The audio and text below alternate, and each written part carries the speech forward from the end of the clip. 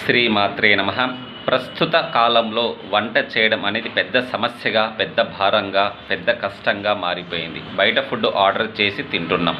So బయట వంట చేసేటప్పుడు వాళ్ళు ఎలా ఉన్నారు, ఏం చేస్తున్నారు, ఎలా చేస్తున్నారు, శుద్ధిగా ఉన్నారా లేదా చూడకుండా మనం ఆర్డర్ చేస్తూ ఉంటాం. అలాంటి వారి మనస్థితే మన పిల్లలు కూడా వస్తుంది. చిన్న ప్రయత్నం, కొంచెం సమయం తీసుకొని మీ పిల్లలకు మీరే వంట చేసేటప్పుడు మనస్ఫూర్తిగా దృఢ సంకల్పంతో, ఇష్టంతో గాయత్రి మంత్రం కానీ, మహామృత్యుంజయ మంత్రం కానీ, పంచాక్షరి మంత్రం కానీ, మీ గురు మంత్రం కానీ వంట చేసేటప్పుడు జపిస్తూ, మీ పిల్లలకు తినిపించేటప్పుడు కూడా ఆ మంత్రం జపిస్తూ ప్రేమగా తినిపించి చూడండి. దీనిని 11 రోజుల నుంచి 21 రోజులు ప్రయత్నం చేసి చూడండి. రిజల్ట్ అనేది మీరే చూస్తారు. అత్యద్భుతంగా పిల్లలు అనేది మాట వినడం జరుగుతుంది. అల్లరి కూడా తగ్గిస్తారు అండి. శ్రీమాత్రే నమః.